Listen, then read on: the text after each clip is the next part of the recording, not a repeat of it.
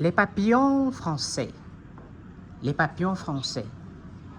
Connaissez-vous cette race, les papillons français?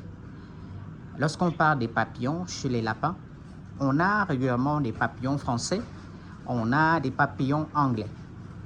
Alors, ce qu'il faut savoir, c'est que les races papillons, comme le nom l'indique, sont des lapins, quand vous regardez régulièrement au niveau de leurs oreilles, au niveau de leur museau, ils présentent vraiment des petites taches noires qui ressemblent.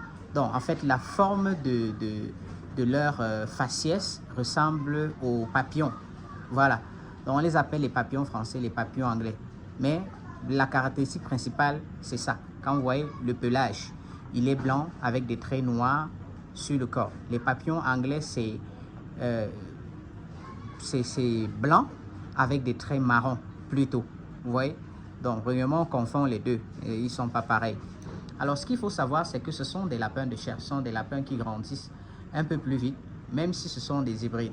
Et je vous ai expliqué dans d'autres vidéos que les papillons français peuvent atteindre les 5-6 kilos à l'âge adulte, en souche pure, bien évidemment.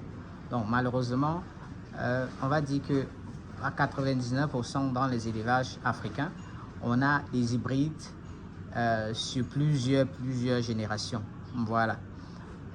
C'est pourquoi notre combat, c'est de pouvoir obtenir ces races-là, ces souches pures, voilà, venant de la France. Parce que quand on dit papillon français, vous vous doutez bien, c'est un papillon, c'est un lapin français.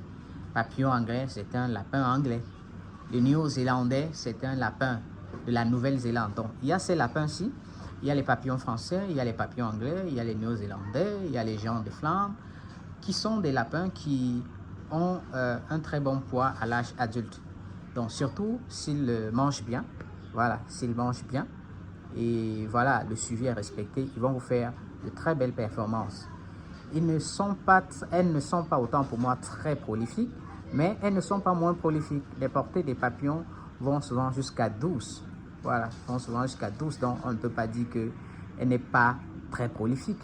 Par contre, les néo-zélandais sont très prolifiques, vous le savez, très prolifiques.